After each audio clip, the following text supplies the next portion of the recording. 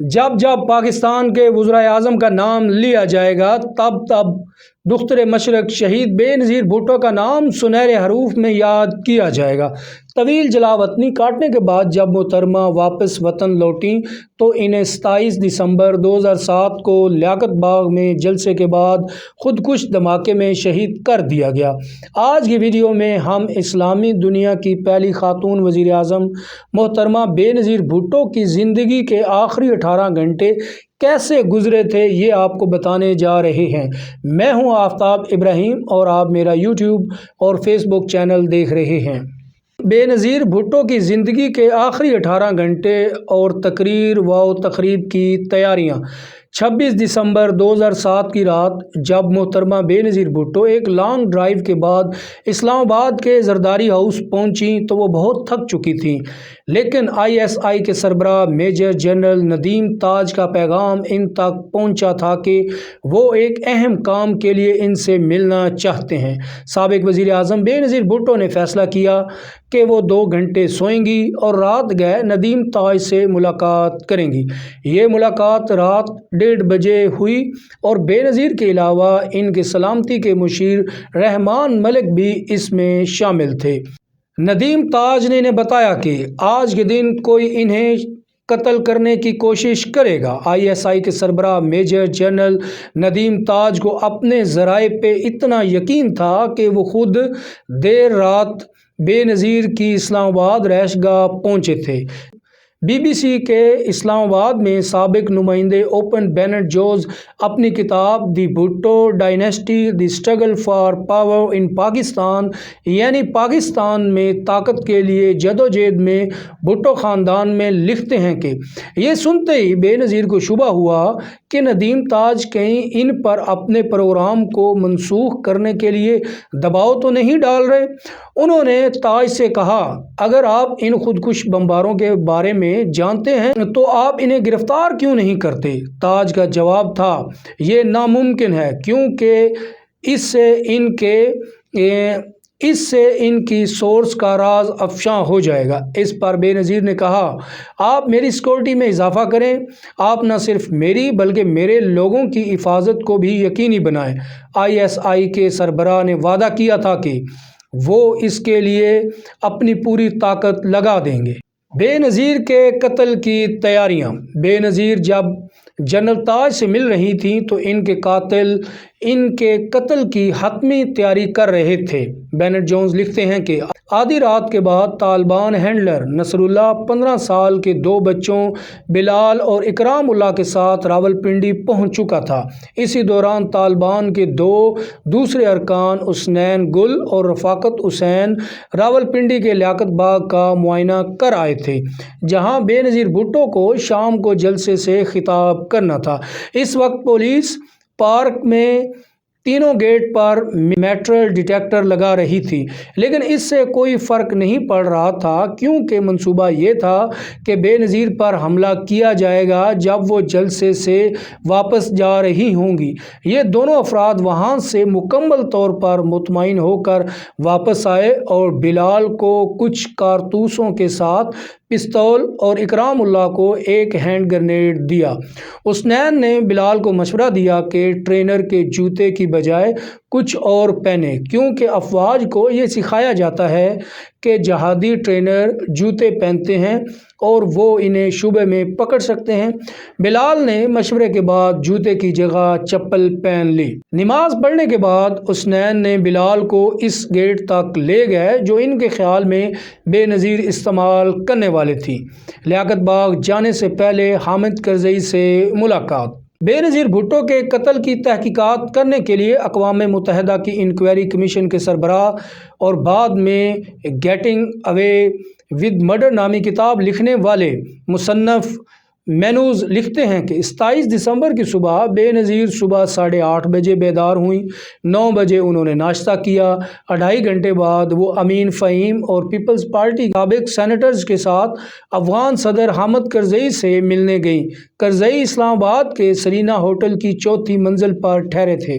1 بجے وہ زرداری ہاؤس واپس آئیں۔ انہوں نے کھانا کھایا اور شام کو اپنے ساتھیوں کے ساتھ لیاقت باغ میں دی جانے والی تقریر کو حتمی شکل دی۔ دوپہر کو بے نظیر گاڑیوں کے قافلے میں لیاقت باغ کے لیے روانہ ہو گئی۔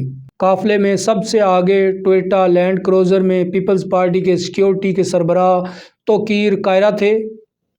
ان کے بالکل پیچھے بے نظیر کی سفید رنگ کی لینڈ کروزر تھی اور دونوں طرف کائرہ کی 2 گاڑیاں چل رہی تھیں۔ ان گاڑیوں کے پیچھے زرداری ہاؤس کے 2 ٹویوٹا ویگو پک اپ ٹرک چل رہے تھے۔ ان کے پیچھے زرداری ہاؤس کی سیاہ مرسڈی بینز تھی جو بلٹ پروف تھی اور ضرورت پڑنے پر بے نظیر اسے بیک اپ گاڑی کے طور پر استعمال کر سکتی تھیں۔ بے نظیر کی کار میں سامنے والی سیٹ پر ان کے ڈرائیور جاوید الرحمان اور دائیں جانب سینئر سپرنٹنڈنٹ پولیس میجر امتیاز حسین بیٹھے تھے۔ درمیانی نشست پر بائیں طرف پیپلز پارٹی کے سینئر رہنما مخدوم امین فہیم، وسط میں بے نظیر اور دائیں جانب بے نظیر کی پولیٹیکل سیکرٹری نائید خان بیٹھی تھیں۔ سیکیورٹی ضوابط کو نظر انداز کیا گیا۔ 2:15 پر بے نظیر کا قافلہ فیض آباد جنکشن پہنچا جہاں سے ان کی سیکیورٹی کی ذمہ داری راولپنڈی ڈسٹرکٹ پولیس پر آ گئی۔ 2:56 پر بے نظیر کا قافلہ دائیں مڑ کر مری روڈ لیاقت روڈ پر آیا اور لیاقت باغ کی VIP پارکنگ ایریا کی طرف بڑھنے لگا۔ اس وقت بے نظیر کھڑی ہوئیں اور ان کے لینڈ کروزر کی چھت سے ان کا چہرہ ظاہر ہوا۔ وہ لوگوں کی طرف ہاتھ ہلا رہی تھیں اور ان کے سلام قبول کر رہی تھیں اور ان کی گاڑی لیاقت روڈ پر آہستہ آہستہ چل رہی تھی۔ بے نظیر کی حفاظت کرنے والے لوگوں نے ایک بار بھی انہیں نہیں روکا۔ اس طرح کھڑا ہونا خطرے سے خالی نہیں ہے۔ BBC کے سابق نمائندے اپنی کتاب میں لکھتے ہیں کہ 3:16 پر بے نظیر کے قافلے کو 5 سے 6 منٹ تک پارکنگ ایریا کے اندر والے گیٹ پر رکنا پڑا کیونکہ پولیس کے پاس گیٹ کھولنے کی چابیاں نہیں تھیں۔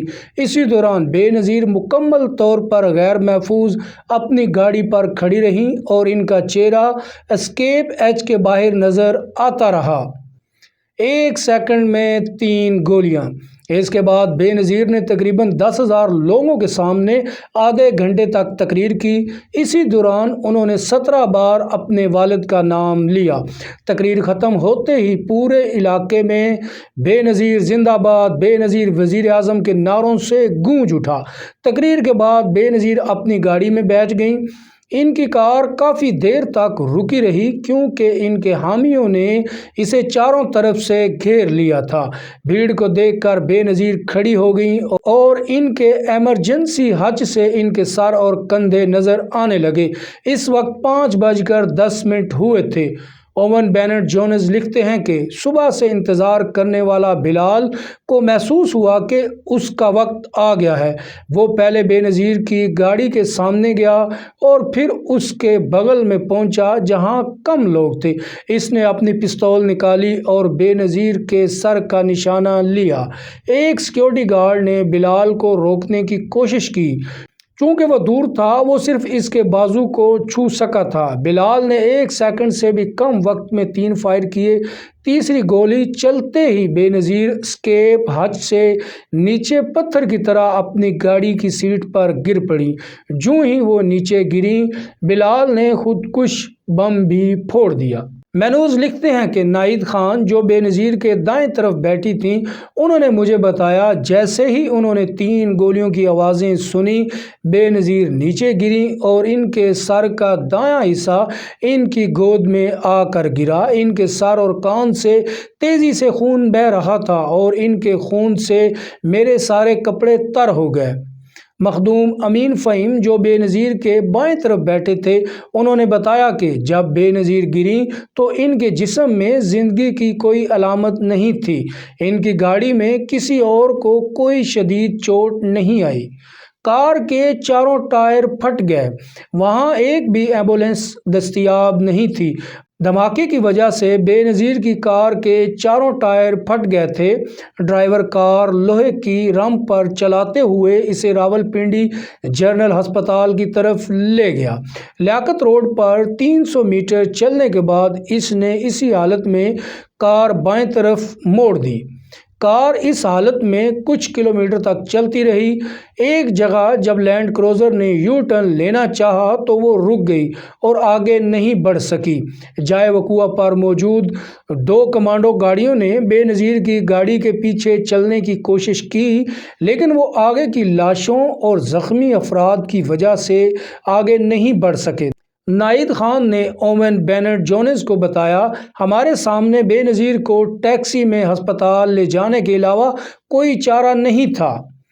پولیس کو کچھ پتہ ہی نہیں تھا، ہم ٹیکسی کا انتظار کر رہے تھے۔ 2 یا 3 منٹ میں ایک جیپ آ کر رکی، ہم نے بے نظیر کو اس جیپ میں ہسپتال لے گئے۔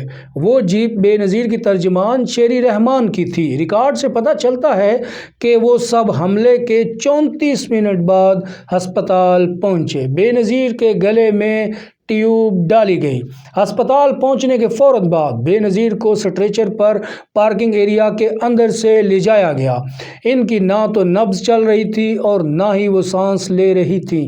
ان کی آنکھوں کی پتلیاں ایک جگہ ٹھہری تھیں اور ٹارچ کی روشنی سے بھی ان میں کوئی حرکت نہیں تھی۔ ان کے سر سے مسلسل خون نکل رہا تھا اور وہاں سے ایک سفید مادہ نکل آیا تھا۔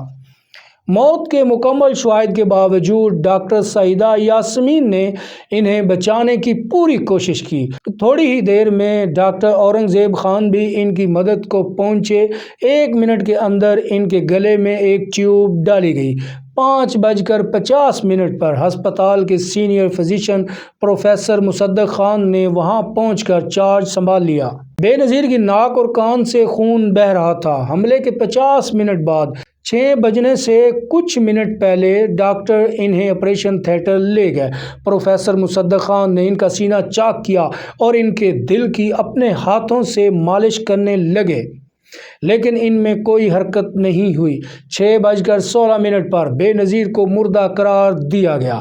بے نظیر کے دوپٹے کا ابھی تک سراغ نہیں ملا۔ سارے مردوں کو آپریشن تھیٹر سے باہر جانے کے لیے کہا گیا۔ ڈاکٹر قدسیہ انجم قریشی اور نرسوں نے ان کے جسم کو صاف کیا اور سر کی چوٹ پر پٹی لگائی۔ ان کے خون سے بھیگے ہوئے کپڑے اتار دیے گئے اور انہیں ہسپتال کے کپڑے پہنا دیے گئے۔ ڈاکٹروں نے بتایا کہ جب بے نظیر ہسپتال پہنچی تو ان کے جسم پر کوئی دوپٹہ نہیں تھا۔ ابھی تک یہ معلوم نہیں ہو سکا کہ آخر دوپٹہ کہاں گیا۔ ان کے ڈیتھ سرٹیفکیٹ نمبر 20، 28 اور 77 میں موت کی وجہ کے کالم میں لکھا گیا کہ پوسٹ مارٹم کے بعد علم ہوگا۔ ڈاکٹر مصدق خان نے پولیس چیف سعود عزیز سے 3 بار پوسٹ مارٹم کی اجازت طلب کی، لیکن انہوں نے 3 بار اس کی اجازت نہیں دی۔ بعد میں انہوں نے یہ کہتے ہوئے فیصلے کا دفاع کیا کہ انہیں بے نظیر بھٹو کے اہل خانہ سے اجازت نہیں ملی۔ جب ہسپتال کے باہر بے نظیر کی موت کا اعلان کیا گیا تو وہاں کھڑے ہجوم کے منہ سے ایک آہ نکلی۔ وہ حیران اور غم زدہ بھی تھے۔ ایک اور بھٹو نے پرتشدد موت کو گلے لگا لیا تھا۔ بے نظیر کے والد ذوالفقار علی بھٹو کو فوجی حکومت نے پھانسی دے دی تھی۔ ان کے ایک بھائی شاہ نواز زہر کی وجہ سے موت ہوئی اور دوسرے بھائی مرتضیٰ کی گولی لگنے سے موت ہو گئی۔ رات 10:35 پر بے نظیر کے جسد خاکی کو لکڑی کے تابوت میں رکھ کر قریبی چکلالہ ایئر بیس پر لے جایا گیا۔ 28 دسمبر کی رات 1 بجے ان کی میت ان کے شوہر آصف علی زرداری کے حوالے کر دی گئی، جو چند منٹ قبل دبئی سے وہاں پہنچے تھے۔ جب زرداری پاکستان پہنچے تو ان سے بھی بے نظیر کی لاش کا پوسٹ مارٹم کرنے کی اجازت طلب کی گئی، لیکن انہوں نے اجازت دینے سے انکار کر دیا۔ 28 دسمبر سن 2007 کو لڑکانہ میں گڑھی خدا بخش میں بے نظیر بھٹو کو سپرد خاک کیا گیا۔ کیا بے نظیر کو اپنی موت کا پہلے سے اندازہ تھا؟ پاکستان واپس آنے سے پہلے وہ امریکہ کے شہر کولوراڈو میں ایسپین جا رہی تھیں۔ طیارے میں امریکی سفیر زلمے خلیلزاد اور ان کی اہلیہ بھی ان کے ہمراہ تھے۔ طیارے کے میزبان نے بے نظیر کو تندور سے براہ راست نکلی تازہ کوکیز کھلانے کی پیشکش کی۔ बेनज़ीर ने शाइस्तगी से यह कहते हुए इनकार कर दिया कि इन दिनों वो अपना वज़न कम कर रही हैं, लेकिन 1 सेकंड के अंदर उन्होंने एयर होस्टेस को वापस बुलाया और कहा, चलो इससे क्या फ़र्क पड़ता है, मुझे चंद महीनों में मर ही जाना है। तो दोस्तों, ये थे बेनज़ीर भुट्टो की ज़िंदगी के आखिरी 18 घंटे किस तरह उन्होंने गुजारे और किस बेदर्दी के साथ उनको शहीद किया गया। उस वक्त बिलावल, बख्तावर और आसफ़ा बहुत छोटे थे और उन्होंने माँ के जाने का दुख बर्दाश्त किया। ये चंद दिन पहले की बात है कि बिलावल भुट्टो ज़रदारी साहब पंजाब आए हुए थे लाहौर में एक तकरीब के दौरान, और मोहतरमा की जो नज़म थी, भुट्टो की बेटी आई थी, वो गुलकारा पढ़ रही थी, तो बिलावल उसको सुनकर रो रहे थे। और आज भी माँ के जाने का जो गम है वो ताज़ा है बिलावल के लिए, और तमाम पाकिस्तानी भी अपने लीडर को मिस करते हैं। तो हम अपनी वीडियो से उनकी मग़फ़िरत के लिए दुआ करते हैं और अल्लाह ताला से दुआ है हमारी कि अल्लाह ताला इन्हें करवट करवट जन्नत नसीब करें। दोस्तों, आज की वीडियो से मुझे दीजिए इजाज़त, आपसे मुलाकात होगी अगली वीडियो में, तब तक अल्लाह हाफ़िज़।